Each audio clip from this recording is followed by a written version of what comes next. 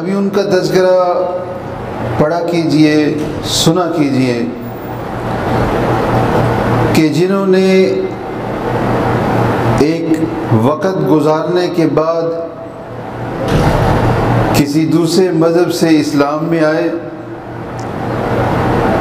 اور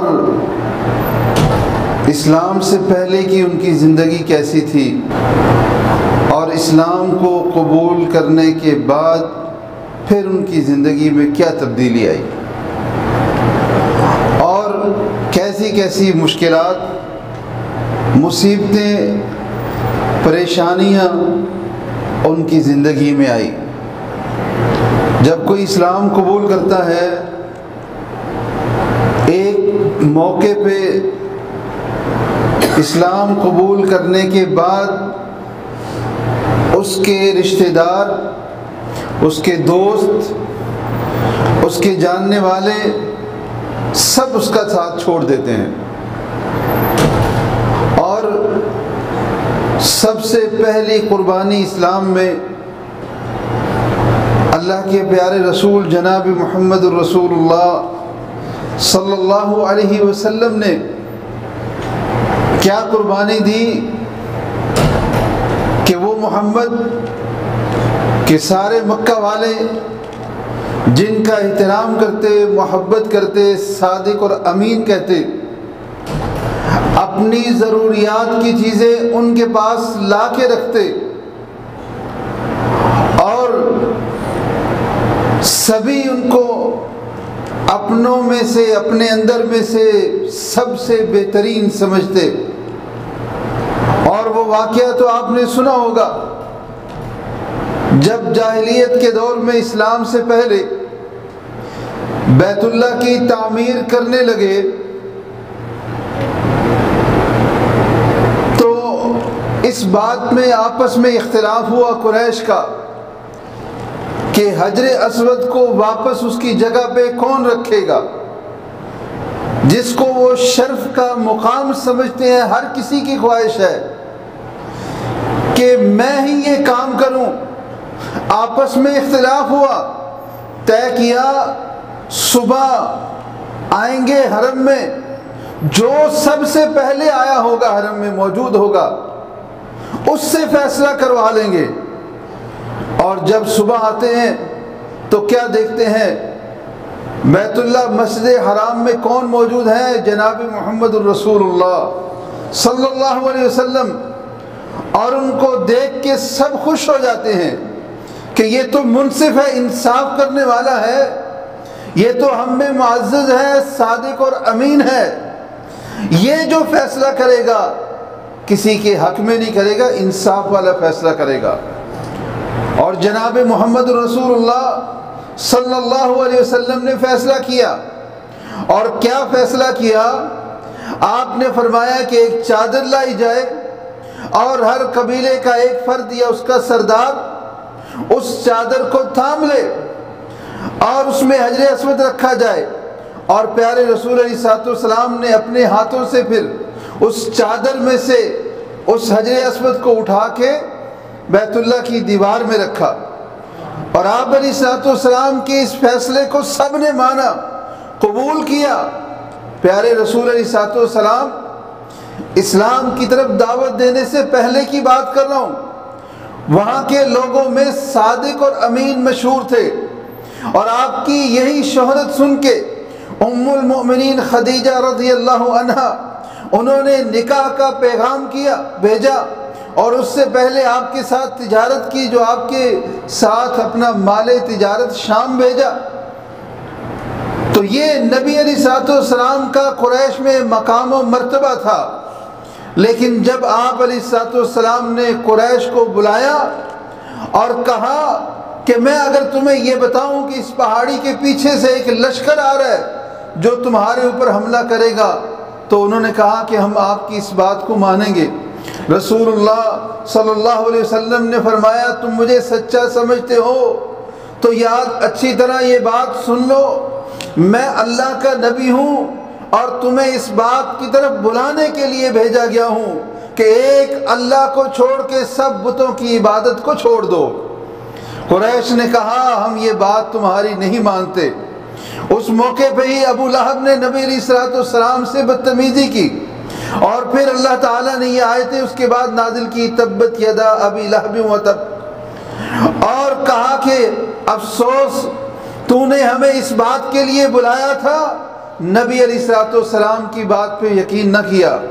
وہ جو ان میں معزز تھا، وہ جس کو صادق اور امین سمجھتے تھے، جس کی عزت اور مقام اور مرتبہ اس کا احترام کرتے تھے، نہ صرف ان کا بلکہ ان کے پورے قبیلے کا۔ اور آج جب دعوت اللہ دینی شروع کی کہ ان بتوں کو چھوڑ کے ایک رب کی عبادت کرو، تو کیا ہوا؟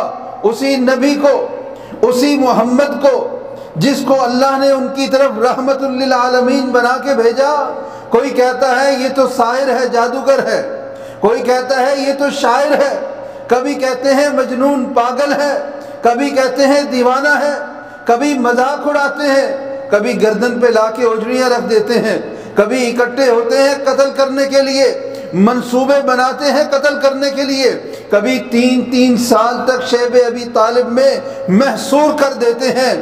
کیا نہیں کیا انہوں نے پیارے حبیب علیہ الصلوۃ والسلام پہ، لیکن آپ علیہ الصلوۃ والسلام نے نہ صرف استقامت رکھی بلکہ دعوت دیتے رہے، اور ایک وقت وہ آیا جب اللہ تعالیٰ نے اپنے پیارے حبیب جناب محمد الرسول اللہ صلی اللہ علیہ وسلم کو فاتح بنا کے مکہ میں داخل کیا، اور آپ علیہ الصلوۃ والسلام کی زندگی میں پورے عرب میں اسلام کا جھنڈا لہرا رہا تھا۔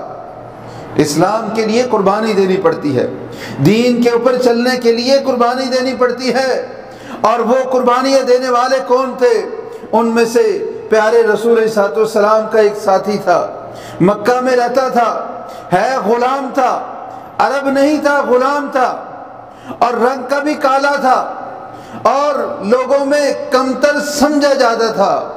نبی علیہ الصلوۃ والسلام کے پاس صحیح مسلم کی یہ روایت ہے، آپ علیہ الصلوۃ والسلام کے پاس عمر بن عبسہ السلمی آئے، کہتے ہیں میں مکہ میں پہنچا اور میں عرب کو گمراہ سمجھتا تھا، عرب جو بتوں کی پوجا کرتے ہیں، کہتے ہیں میں اس کو برا سمجھتا تھا، تو میں نے محمد سے پوچھا، میں نے ایک آدمی سے یہ خبر سنی کہ مکہ میں ایک شخص محمد ہے جو ان بتوں کا رد کرتا ہے، جو کہتا ہے ان بتوں کی عبادت نہ کرو۔ کہنے لگے میں مکہ پہنچا اور تلاش کیا، اور محمد صلی اللہ علیہ وسلم کے پاس پہنچا اور ان سے پوچھا کہ آپ کے پاس کیا ہے، آپ کون ہیں؟ آپ علیہ الصلوۃ والسلام نے جواب دیا، فرمایا انا نبی، کہ میں نبی ہوں۔ تو عمر کہتے ہیں میں نے پوچھا کہ وما نبی، نبی سے کیا مراد ہے؟ قال، نبی علیہ الصلوۃ والسلام نے جواب دیا، ارسلنی اللہ، مجھے اللہ نے بھیجا ہے۔ عمر کہتے ہیں میں نے پوچھا آپ کو اللہ نے کیا چیز دے کے بھیجی ہے؟ تو رسول اللہ صلی اللہ علیہ وسلم نے فرمایا، ارسلنی بصلۃ الارحام، رب نے مجھے بھیجا ہے یہ حکم دے کے، میرے اوپر یہ وحی نازل کی ہے کہ میں رشتہ داریوں کو جوڑوں، وکسر الاوثان، اور بتوں کو توڑ دوں، وان یوحد اللہ لا یشرک بہ شیئا، اور میں اللہ کی توحید بیان کروں کہ اللہ کے ساتھ کسی کو شریک نہیں ٹھہرانا۔ عمر کہتے ہیں فقلت لہ، میں نے پوچھا فمن معک علی ھذا، محمد آپ کے ساتھ اس پہ اوپر کون ہے؟ تو آپ نے جواب دیا حر و عبد، ایک آزاد شخص ہے، وہ کون تھے؟ ابو بکر تھے، وہ عبد، اور ایک غلام ہے، اور وہ غلام کون تھے؟ وہی جن کا میں ذکر کر رہا ہوں، بلال حبشی رضی اللہ عنہ۔ قال ومعه يومئذ ابو بکر و بلال، عمر خود بتاتے ہیں کہ اس وقت آپ علیہ الصلوۃ والسلام کے اوپر ایمان لانے والے کون تھے؟ ایک ابو بکر تھے اور ایک بلال تھے۔ تو کہتے ہیں فقلت انی متبع، اے محمد میں بھی تیری پیروی کرنے والا ہوں، ایمان لے آئے۔ یہ بلال کون تھے؟ یہ بلال امیہ بن خلف کے غلام تھے، اور نبی علیہ الصلوۃ والسلام کے اوپر سب سے پہلے غلاموں میں سے ایمان لانے والے تھے، اور ابتدائی جو 7 لوگ تھے نبی علیہ الصلوۃ والسلام پہ ایمان والے، قریش نے چاہا ان کے اوپر ظلم ستم کریں، آپ علیہ الصلوۃ والسلام کی قوم والے آگے، انہوں نے آپ کو بچا لیا۔ قومی تعصب بھی ہوتا ہے نا، اس میں آ کے نبی علیہ الصلوۃ والسلام کو بچایا۔ ابو بکر آئے، ابو بکر کی قوم والے آئے، انہوں نے ابو بکر کو بچا لیا، لیکن غلام جو تھے عمار ابن یاسر اور ان کی بیوی سمیہ، ان کے بیٹے عمار اور خبیب اور صہیب رومی رضی اللہ عنہم، یہ سب غلام تھے، کمزور لوگ تھے، طاقتور یا قبیلے والے نہیں تھے۔ قریش ان کے اوپر ظلم کرتے رہے، زیادتی کرتے رہے، اور بلال حبشی رضی اللہ عنہ ان کے اوپر کیسے ظلم کرتے، پہلے ان کو زنجیروں میں باندھتے، پھر سورج میں لٹا دیتے، گرمی پیاس اور زنجیروں میں باندھا ہوا، پھر کبھی ان کے سینے پہ لا کے پتھر رکھ دیتے، اور اس انتظار میں کہ بلال پانی مانگے، کوئی چیز مانگے، لیکن وہ تو صبر کے پہاڑ تھے۔ اور پھر جب زیادہ ہی تکلیف کی شدت ہوتی تو زبان سے کیا نکلتا؟ احد احد، اللہ ایک ہے، اللہ ایک ہے، تم جتنا مرضی کہہ لو، تمہاری بات نہیں ماننی، تم جتنا یہ کوشش کر لو کہ میں بتوں کی پوجا کروں، ان کا نام لوں، نہیں، اللہ تو اکیلا ہے، اللہ تو اکیلا ہے، میں نے یہ گواہی دی ہے، لا الہ الا اللہ، اللہ کے علاوہ کوئی عبادت کے لائق نہیں، جن بتوں کی تم پوجا کرتے ہو، میں بلال، میں محمد عربی کا کلمہ پڑھ چکا ہوں، اب میں نے ان کی عبادت نہیں کرنی۔ اور پھر کیا کہتے، اور غصہ آتا قریش مکہ کو، اب وہ گلے میں رسی باندھتے اور مکہ کی گلیوں میں بلال کو گھسیٹتے دوڑاتے، اور پیچھے بچوں کو، چھوٹے بچوں کو پتھر دے کے لگا دیتے، وہ بلال کو مارتے۔ یہ تکلیفیں، یہ پریشانیاں آتی ہیں جب اسلام قبول کرتے ہیں، جب دین پہ چلتے ہیں نا تو پھر آزمائشیں آتی ہیں، جب دین کے اوپر عمل کرتے ہیں آزمائشیں آتی ہیں۔ اسی بات کی طرف تو اللہ نے سورہ العصر میں اشارہ کیا نا، بڑی معروف صورت ہے، آپ کو یاد بھی ہونی چاہیے، والعصر، قسم ہے زمانے کی، ان الانسان لفی خسر، انسان خسارے میں ہے، الا الذین آمنوا، ہاں وہ لوگ جو ایمان لائے، وعملوا الصالحات، اب نیک اعمال بھی کرتے ہیں، وتواصوا بالحق، جس دین کے اوپر خود چلتے ہیں، جو ایمان لاتے ہیں، نیک عمل کرتے ہیں، وہ حق کی طرف پھر لوگوں کو بلاتے بھی ہیں، دوسروں کو نصیحت بھی کرتے ہیں، وتواصوا بالصبر، اور صبر کی بھی تلقین کرتے ہیں، صبر بھی کرتے ہیں۔ ایمان لائیں، مشکلات آتی ہیں، صبر کرنا پڑتا ہے، اور عمل کریں تب بھی مشکلات آتی ہیں، آزمائشیں آتی ہیں، کبھی اپنے نفس کی طرف سے، نفس کی خواہشات ہوتی ہیں، یہ کام نہ کرو، گرمی ہے یہ سردی ہے، موسم کے لحاظ سے نماز سے روکتے ہیں، موسم گرم ہے، گرمی میں نماز پڑھنے جاؤ گے، چھوڑو رہنے تو گھر بیٹھ جاؤ، سردی زیادہ ہے، سردی میں کیا باہر نکلو گے، گھر میں بیٹھے رہو۔ یہ تو میں نے ایک بات کی ہے، طرح طرح کی آزمائشیں اپنے نفس کی طرف سے آتی ہیں۔ چھوڑو نماز پڑھ کے کیا کرنا ہے، دوستوں سے گپ شپ لگاتے ہیں، نماز پڑھ کے کیا کرنا ہے، یہ موبائل پہ یہ چیزیں دیکھ لیتے ہیں، نماز پڑھ کے کیا کرنا ہے، یہ کام کر لیتے ہیں، کبھی کوئی آزمائش، کبھی کوئی فتنہ، کبھی دوست روکنے والے، کبھی شیطان روکنے والا، تو یہ بہت ساری آزمائشیں آتی ہیں، ان آزمائشوں میں صبر کر کے دین کے اوپر عمل کرنا ہوتا ہے۔ اور کبھی فتنے اس شکل میں آتے ہیں، کہتے ہیں جوان آدمی ہے، ابھی سے مسجد میں جانے لگ گیا ہے، ابھی سے مسیحر بن گیا ہے، ابھی سے داڑھی رکھ لی ہے، ابھی سے نمازی بن گیا ہے، عمر پڑی ہے آخری عمر میں جا کے یہ کام کرنا، طرح طرح کی لوگ باتیں کرتے ہیں، اور تو نے کیا کیا، مولوی بن گیا، اور تو یہ کیسا ہو گیا، چھوڑ یہ ساری چیزیں، جوان آدمی ہے، ابھی تو تیری شادی ہونی ہے، یہ سارے کام بعد میں کرنا، کہتے ہیں یہ نہیں لوگ۔ یہ آزمائشیں ہوتی ہیں، آزمائش اپنے نفس کی طرف سے ہوتی ہے، لوگوں کی طرف سے باتیں ہوتی ہیں، شیطان آ کے بھڑکاتا ہے، شیطان وسوسے ڈالتا ہے، ان سب طرح کی آزمائشوں میں صبر کرنا پڑتا ہے۔ ایمان لانا ہو تب صبر کرنا پڑتا ہے، اور عمل کرنا ہو تب صبر کرنا پڑتا ہے، دعوت دینی ہو تب صبر کرنا پڑتا ہے۔ اور پیارے نبی علیہ الصلوۃ والسلام کے صحابہ صبر کی عظیم مثال تھے۔ ہر موقع پہ انہوں نے صبر کیا، اور انہی میں سے ایک یہ بلال تھے، سیدنا بلال رضی اللہ عنہ۔ ایک وقت کتنا ہی وقت گزر گیا اور تکلیفیں برداشت کرتے ہیں، مصیبتیں برداشت کرتے ہیں، اور پھر ایک وقت وہ آتا ہے، ابو بکر صدیق دیکھ رہے ہیں امیہ بن خلف حضرت بلال کو اذیت اور تکلیفیں دے رہے ہیں، کہتے ہیں تجھے اللہ سے ڈر نہیں لگتا امیہ، تجھے اللہ سے ڈر نہیں لگتا، کیوں اس کے اوپر ظلم کرتا ہے، چھوڑ دے اسے۔ امیہ کہتا ہے تیری وجہ سے یہ خراب ہوا ہے، تو اس کو لے جا، تو اس کو خرید لے۔ حضرت ابو بکر کہتے ہیں میں تجھے اس سے مضبوط اور طاقتور اور تیرے دین کے اوپر پکا غلام دیتا ہوں، وہ تو لے لے اور بلال مجھے دے دے۔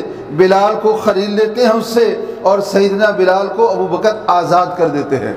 اب سیدنا بلال کی آزمائش یا مشکلات اور پریشانیوں میں کمی ہوتی ہے۔ حضرت بلال رضی اللہ عنہ نبی علیہ الصلوۃ والسلام کے ساتھ رہتے ہیں، ان کی خدمت کرتے ہیں، ان کے خزانچی بھی ہیں، آپ ہی کے ساتھ وقت ان کا گزرتا ہے۔ مکہ سے مدینہ پہنچ جاتے ہیں، اذان کا آغاز ہوتا ہے، اور نبی علیہ الصلوۃ والسلام اپنا مؤذن کس کو بناتے ہیں؟ بلال کو۔ آواز خوبصورت تھی، جاہلیت میں بعض تاریخوں کی کتابوں میں یہ بھی بیان کیا کہ گانا گایا کرتے تھے، واللہ عالم، آواز خوبصورت تھی، نبی علیہ الصلوۃ والسلام کے مؤذن بنے بلال رضی اللہ عنہ۔ اور پھر وہ بلال جو مکہ کی گلیوں میں جس کو پتھر مارتے تھے، گھسیٹتے تھے اور زنجیروں میں باندھ دیتے تھے، اور تپتی ریت کے اوپر لٹائے رکھتے تھے، سینے پہ پتھر رکھتے تھے، اس کی زبان سے عہد نکلتا تھا، اور پھر کیا ہوا کہ اسے مؤذن بنا دیا گیا، اور وہ دن میں 5 بار یہ اعلان کرتا، اشہد اللہ الہ الا اللہ، لوگوں میں گواہی دیتا ہوں اللہ ایک ہے، صرف عبادت کے لائق وہی ہے، اشہد ان محمد رسول اللہ، لوگوں میں اس بات کی گواہی بھی دیتا ہوں کہ محمد صلی اللہ علیہ وسلم اللہ کے رسول ہیں۔ اور اللہ کا رسول ہونا چھوٹا مقام نہیں، لوگ تو آج کسی ملک کے سفیر بن جاتے ہیں، کسی پاور والے بندے کا پیغام لے کے جانے والے بن جاتے ہیں، سمجھتے ہیں ہم پتہ نہیں کیا ہو گئے، یہ تو اللہ کے رسول ہیں جن کو اللہ نے اپنا پیغام دے کے بھیجا، جن کو اللہ نے